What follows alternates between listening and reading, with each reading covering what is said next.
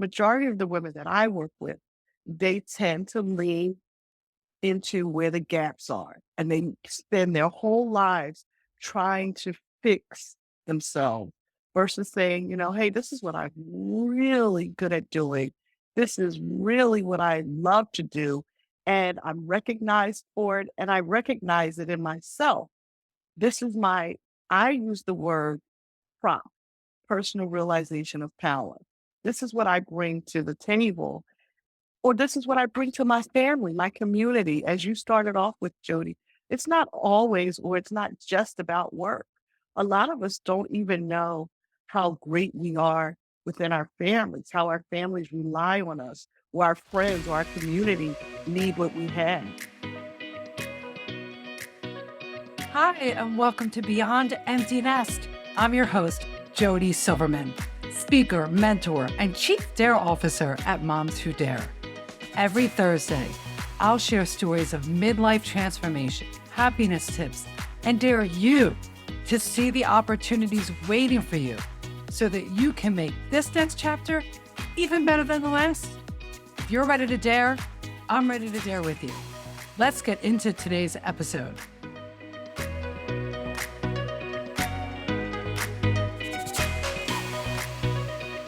Is asking for what you need difficult for you? If you're like most women right now, you're nodding your head up and down saying, yes, Jody, yes, it is. Maybe it's scary to be vulnerable, or maybe it's just the fear of being judged. Whatever it is for you, you are not alone. And my guest today is going to share a story of how even in the face of fear, she was able to ask for what she needed anyway, and wait until you hear how that turned out for her. I'm about to introduce you to Alvina Peat, but I want to keep it real here on Beyond Empty Nest. It's the first day the lawn maintenance guys are out in the neighborhood cutting the lawn. You may hear my lawnmower, and we're just going to go with it. That's keeping it real on Beyond Empty Nest. Back to my guest. Alvina Peat is a teacher, coach, and keynote speaker and author. For those of you who want to go over to YouTube, I'm showing her book right now. Alvina is the founder of Her Empowerment Resources, programs and resources designed exclusively for women. Programs and resources like the Emerging Leader, Take Control of Your Career, Taking Care of Business for Women, an influential network of female solopreneurs, and Her Empowerment Retreat. Alvina, I'm so excited to have you here to share your story and your gifts with our audience. Thank you for being here. Thank you for having me. So let's dive into the story, because when you shared this story about asking for what you needed, I got chills, because it was powerful and it needs to be shared. And I appreciate you being vulnerable enough to share it with our audience. So go ahead and share everybody with your story.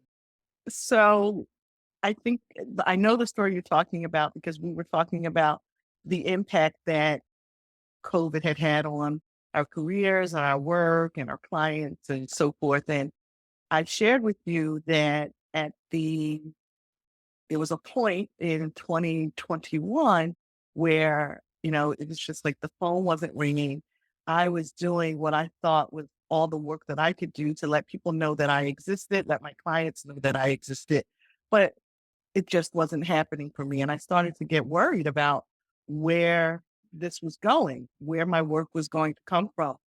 And I set up a call with a client and we were talking and I was sharing, oh, things are good, things are fine.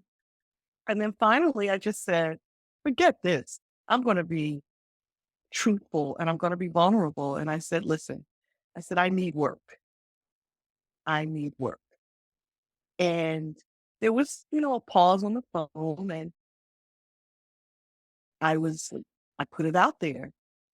And about a day or so later, I get an email and it's from another person on the team. And they say, listen, we need some help with a few things.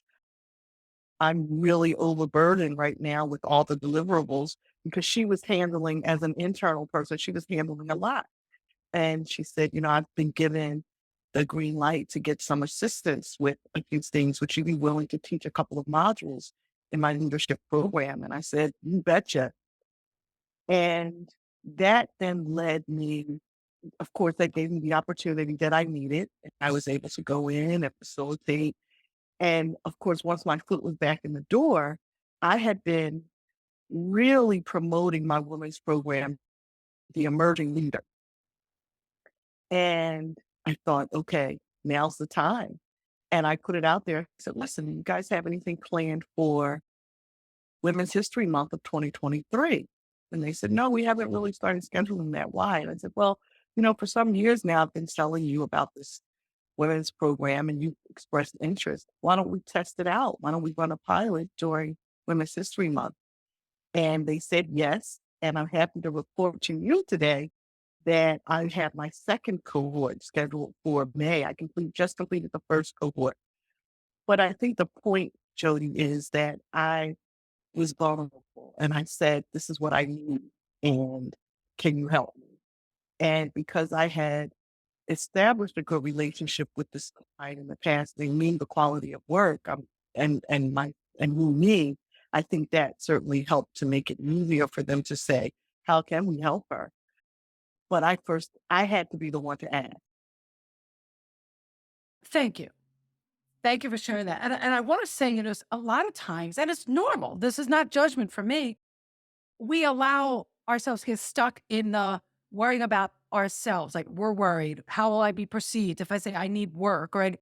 And what we don't realize, which your story clearly illustrates, is that when we're not the only ones who need help. We tend to think like when you said, I need work, they needed something too. They and It's true. That's And they true. didn't know where to go. So I just love it. We as women we get to start asking for what we need because we are all so much more alike than we are different. I say it all the time.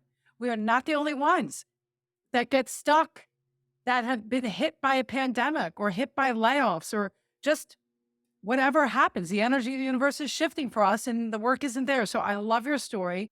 And not only did you hear within a couple of days, and then you were able to secure your program for May. And this is for the same company? Yes. Yes.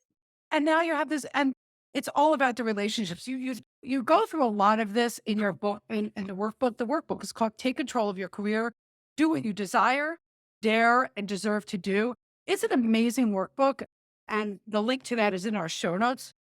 I would grab it because it is, I was telling Alvina before we hit record that she was able to take something that can be really difficult, a process, and really make a powerful process simple to go through in the book. So don't mistake simple as easy, but it is a very powerful process you take us through with figuring out what you desire, dare, and deserve to do. And I love you, of course, if you use the word dare, you've got me hooked right there. As a matter of fact, I was reading it before we got on here and I'm in my own way with something, but I'm going to fix that. So let's just talk about when you talk about taking control of your career, it's also about your life.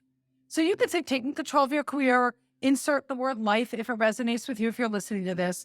Either way, the message is the same as far as I'm concerned. And you talk about the first place to start. I love when you said this to me is to know how great you are. Can you talk into that for the audience for a bit? Yes. That's my favorite place to start, even when I'm talking with groups. And it made sense that I started the book with that because I think that oftentimes we hold ourselves back because we really don't appreciate how great or how good we really are. And so I've told this story so many times, and I'm sure some of your listeners will have heard me say it. But there was a woman in my life. She was my manager at the time. She's since become a dear friend. But at the time, she was my manager. And she was encouraging me to take on something. I don't even remember what it was, but I do remember being almost panic stricken when she had said she wanted me to do this. And I said, I can't do it.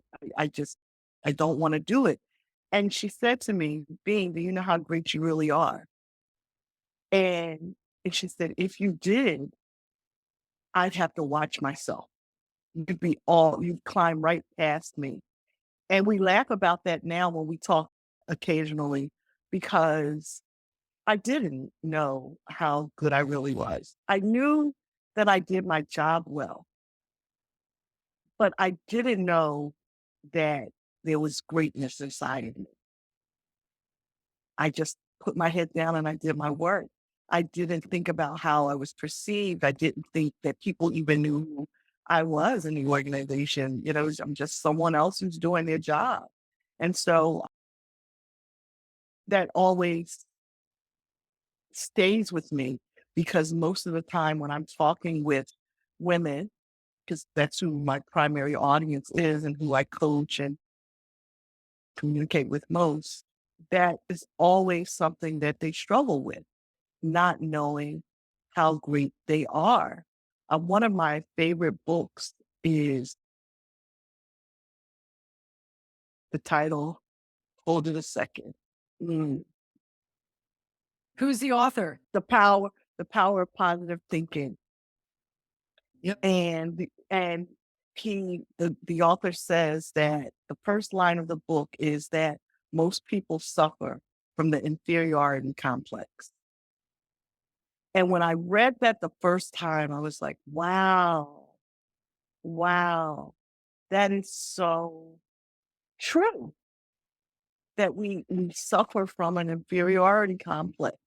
And I see you nodding, so I know you know the book. Yeah, no, it's everything you're saying. Like, do you really know how great you are? I mean, you know, we do the work we do in hopes that we change lives or affect some kind of positive result for somebody.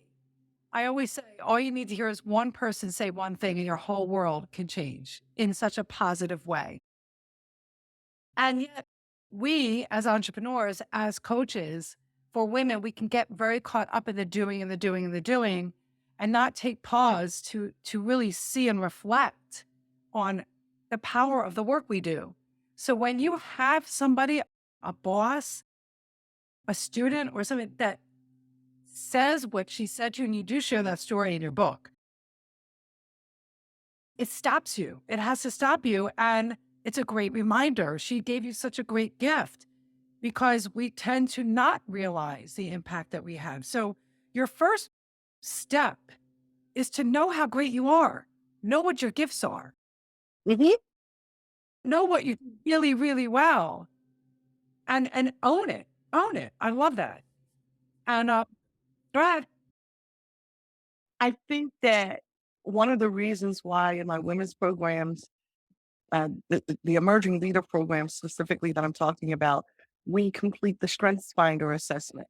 I have all the women complete that for two reasons. Number one, it's that assessment, that tool is rooted in positive psychology. So that is very important to me that we are positive and remain positive about the strength and what we bring to the table.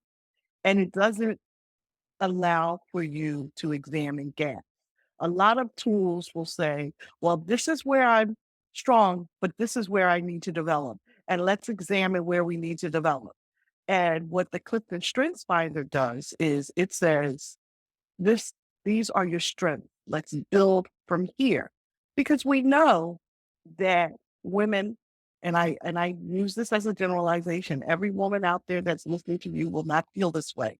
But the majority of the women that I work with, they tend to lean into where the gaps are, and they spend their whole lives trying to fix themselves versus saying, you know, "Hey, this is what I'm really good at doing.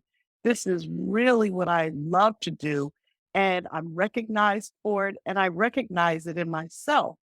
This is my" I use the word PROP, personal realization of power. This is what I bring to the table, or this is what I bring to my family, my community, as you started off with, Jody. It's not always, or it's not just about work. A lot of us don't even know how great we are within our families, how our families rely on us, or our friends or our community need what we have. Yeah, no. And, I learned through coaching that your time and your energy is much better spent focusing on what you're really good at, and fostering that and nurturing it and growing it and fully embracing it. And then find other people to support you in the areas that you might not be so great. There you go. I mean, I'll give you case in point, this podcast. Like my jam is talking to other women and sharing their stories and supporting my audience in living their most fulfilled dairy life now, not in editing, not in video editing, and not in creating and writing the show notes. And so I found a company to support me in that allows me to do what I do better, that I do well, which is to get to sit in the Zoom room and talk to amazing women like yourself. So you're going to know you're great. And you also talk about, and I love how you use Strengths Finders. It's a very good assessment. If you're somebody out there that really likes assessments, check it out, the Strengths Finder assessment. I love taking quizzes and assessments. But you also talk about knowing your heart's desire. And I also don't want to lose track of our time of talking about the daring part, the building a network of support as well. But knowing your heart's desire, where do you begin with that? Like if you were to give somebody like one or two steps to start the process of opening up to possibility of what their heart's desire is, I know what it is because I have the workbook, but what would be like one of the first steps? Well, for me, you know, ask yourself, and I know many of your listeners will have heard this, but if I could do anything, be anything, have anything, and I was certain I wouldn't fail, what would it be? And all of us have that little thing inside of us, even if we dismiss it and say, that's something I used to think about, but not anymore. But really, if you could do, have, be anything you wanted, and failure wasn't an option, like you knew you would succeed, what would it be? Yeah. And sometimes we don't just stop and ask ourselves the question, what's my heart's desire? What we do is we go after what society tells us is So supposed to be the true. right thing. So What we think we should want, what we should desire versus really trusting and listening. It's yeah, dropping out of here, the head, right? Dropping it from the yeah, head into the heart. yeah. But Yeah. someone put it so well in two sessions that I've done just recently. A few weeks ago, someone said, it depends on what stage of life you're in. Your heart's desire can shift and change. Success can look different in depending on your stage of life. And then last night, I happened to have the honor of having some men infiltrate a session. I normally don't have that, right? So they were honored to be with us, and they shared that with us. But one of the guys in the evening session said, my desires have changed. Before I was a dad, this was my heart's desire. I was an artist. Now I'm a dad and I need to provide for my son. So I had to do something that was more logical.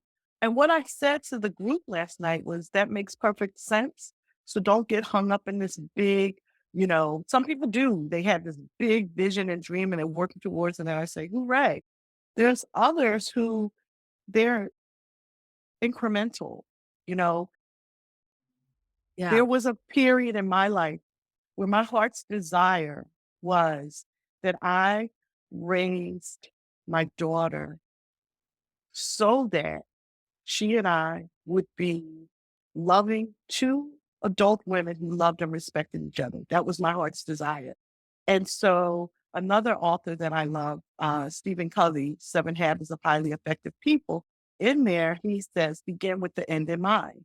So the end for me was not the end of life, but a stage where I could see two of us, my daughter and I, being very well connected and loving and appreciating each other as two adults. That was 19 years ago. That was my heart's desire. And that was it. Work was something that I did out of necessity. I happen to enjoy my work and am living my passion. But at the same time, my desire shifted. And so again, as you say, Jody, the workbook Yes, it is about your career. But if anybody picks it up and just wants to ask themselves the questions about their life in general, what's your heart's desire now? It doesn't mean that that's going to be your heart's desire forever. When I was asked the question from a professional standpoint for my work, it was a shock to me because I not thought about my career from the standpoint of my heart's desire. Yeah. No, you usually think about what can I provide for? How can I, Yeah. do to make ends meet? And but you said something, Alvina. I love what you said. It's ask that question, even life, career, and the big takeaway for me is start at the end. What's the result you want? What does it look and feel like at the end of the journey? And then you can go back and take those action steps, the inspired action steps towards making it happen. So then it leads you to there. I love that. And, we learn that as coaches too, to start with the end in mind. Start with the end in mind. What's the result you want? What do you want your audience to walk away with? Like I knew I wanted you to share the story about asking for what you need. And it goes back to that. It's knowing what your heart's desire is, asking for what you need, no matter how scary it is. And I'm listening to myself say your words because I'm about to take a daring leap myself and I'll share it on a solo episode when it happens. But I love that. Know how great you are.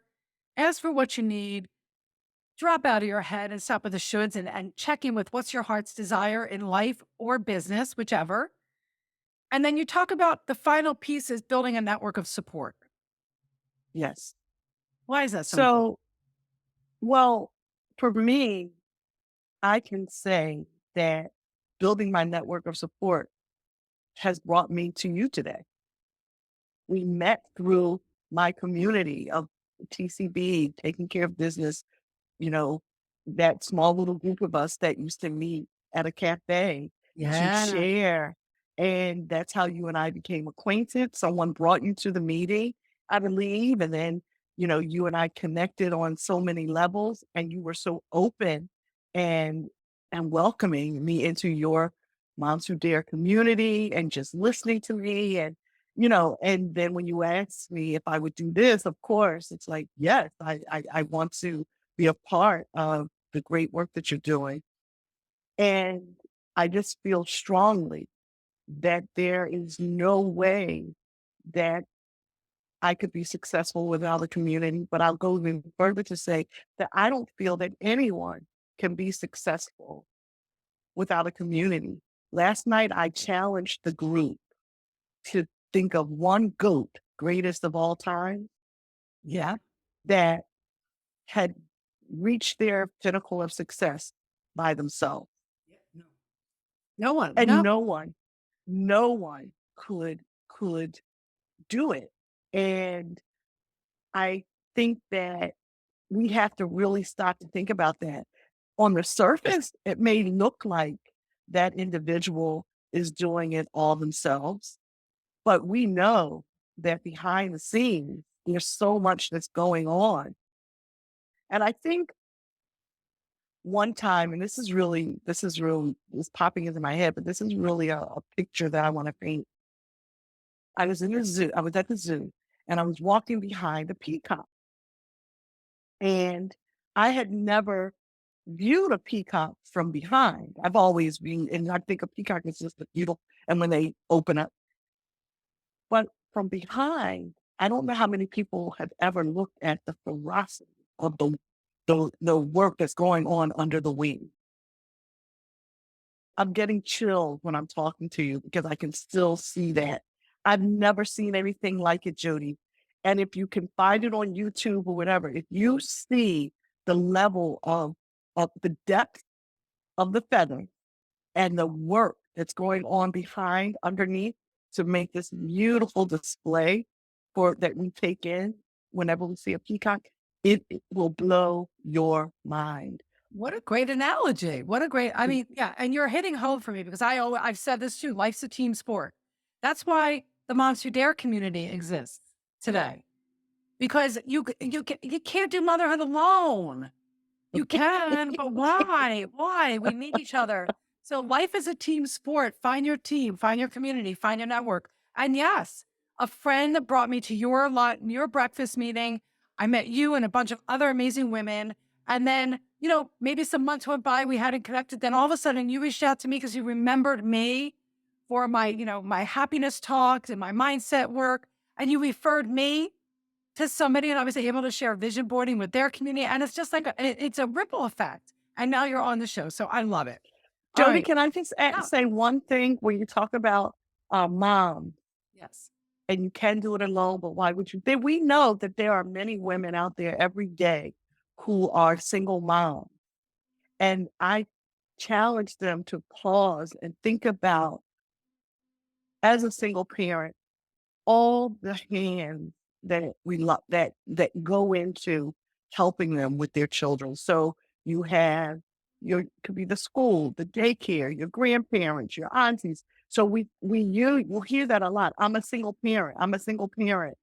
And but if you step back and just say, hey, there are a lot of hands on deck that I haven't realized have been helping me.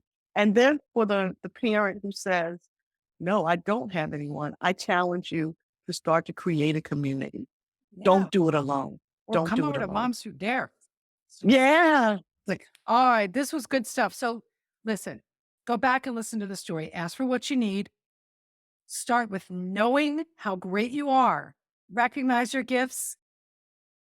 Drop out of your head and into your heart and start asking yourself, what is my heart's desire? Make a list. Make a list. Just make a list. Don't think about it. And then find your community for support. Start building that.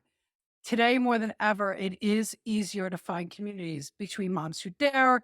Reach out to Alvina. You have Meetup. There's so many ways to find community. Find the one that resonates with you. I hope it's Moms Who Dare if you're a mom.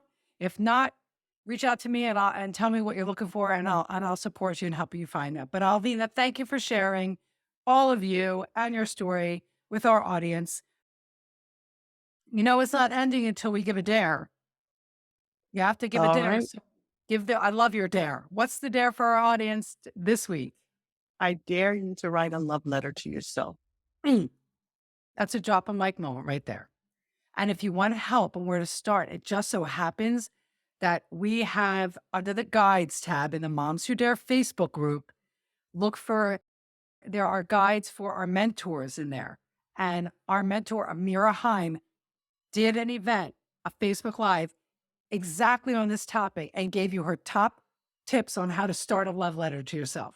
So your dare this week is to write yourself a love letter. Head to the Moms Who Dare guides tab if you want to find Amira's tips on how to do that. And listen, what landed for you in this episode? We hope something landed for you that will help you embrace how great you are and ask for what you need. Let us know, leave a review. And as always, I'll be back here next Thursday with another episode of Beyond Empty Nest. And until then, dare on. Thank you for listening to this episode of Beyond Empty Nest. Head over to jodysilverman.com for our full show notes, more information, and additional resources to support you through empty nest and midlife. And if you've enjoyed today's show and are ready to embrace this midlife chapter, then you must take the Happy for No Reason quiz. When you take the quiz, you'll discover what your happiness set point is and how you can increase it and continue to strengthen it. This is just one key to navigating life transitions and discovering your most fulfilled and daring life. So go ahead, click the link below and take the quiz now. I'll see you next Thursday. Dare on.